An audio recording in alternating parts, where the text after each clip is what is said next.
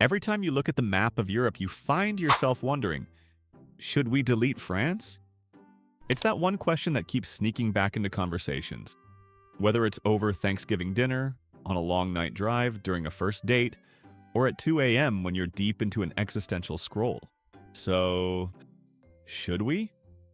It sounds dramatic, sure, but admit it, the thoughts crossed your mind.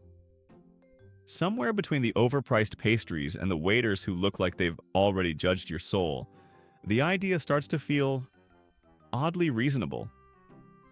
So we decided to look into it. What would actually happen if France disappeared off the map? Is the world ready to let go of berets, brie, and baguettes? Let's dive in.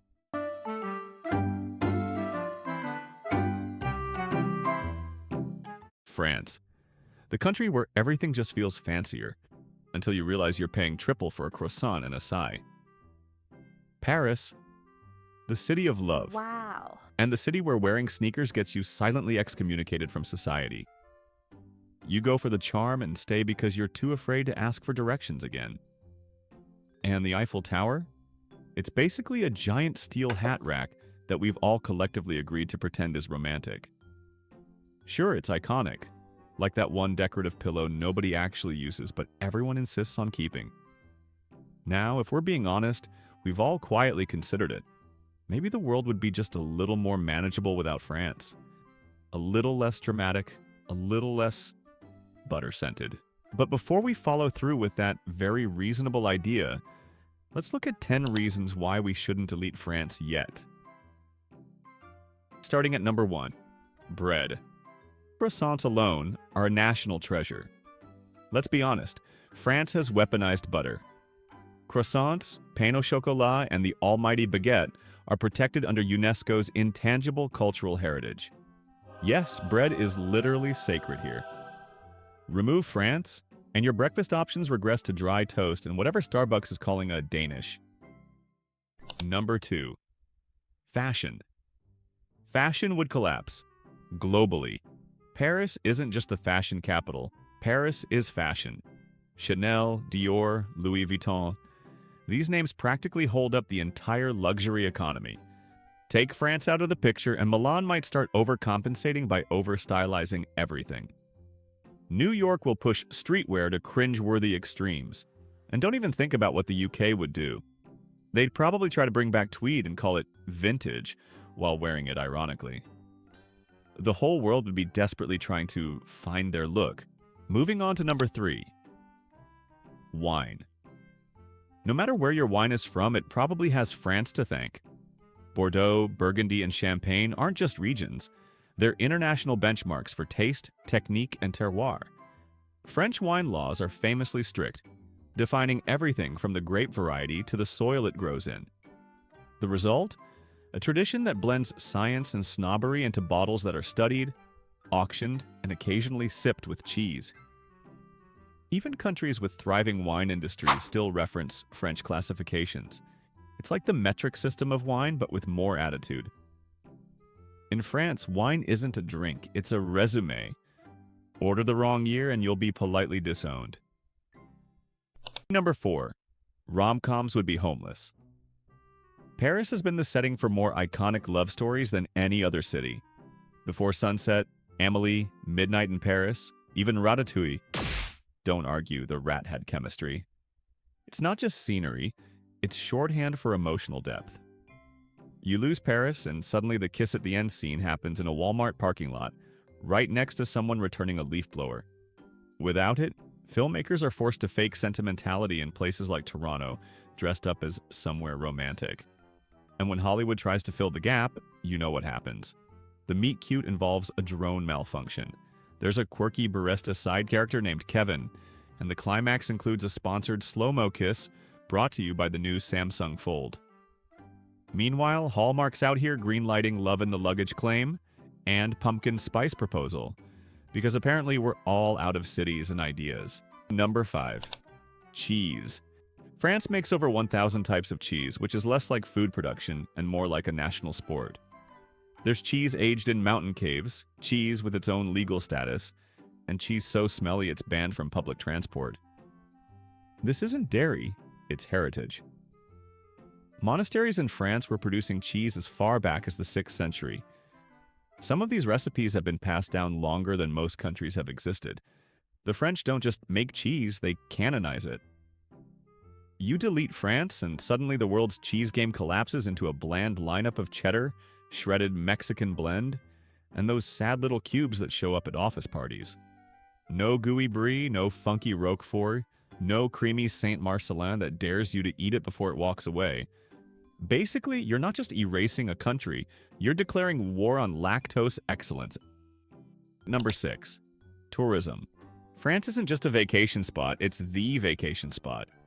Every year, around 90 million people flock there, making it the most visited country on Earth.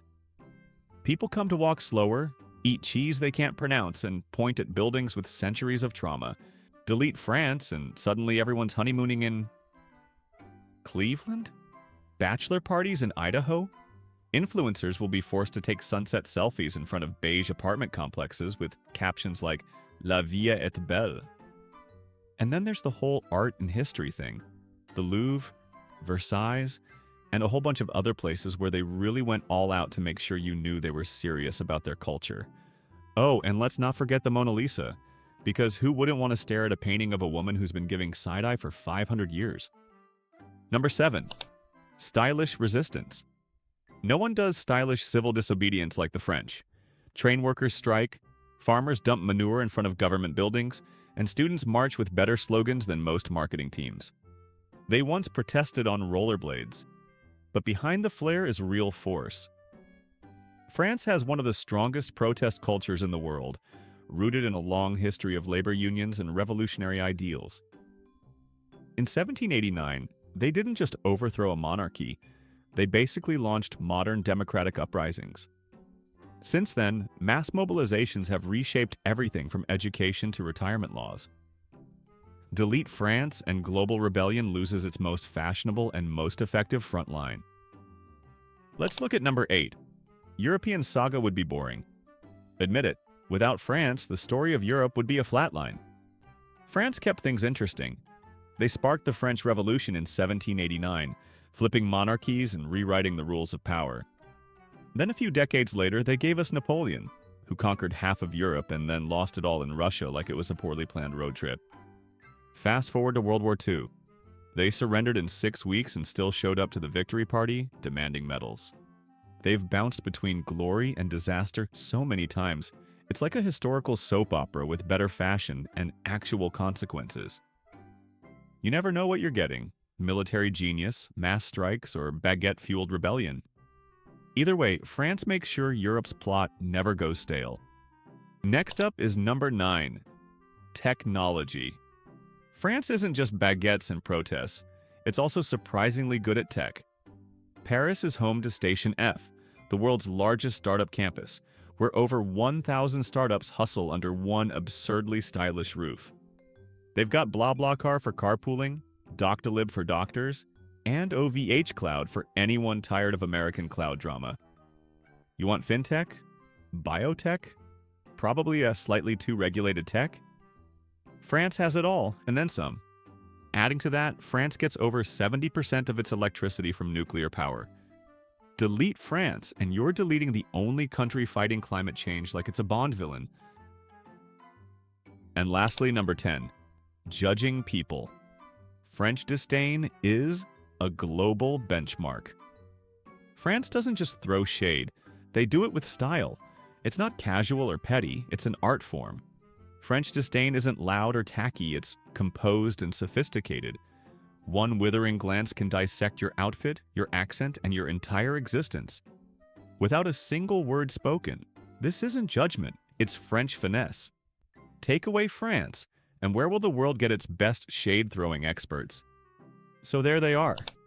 10 reasons to keep France. A country of contradictions, elegance, defiance, and relentless flair.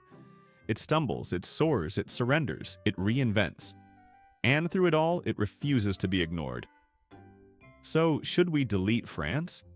Only if you want to erase revolutions, couture-level protests, plane-building poets, and wine with a superiority complex. France is chaotic, stylish, occasionally surrendery, but never boring. You don't have to love it, but let's be honest. Without it, the world would taste blander, sound duller, and dress far worse.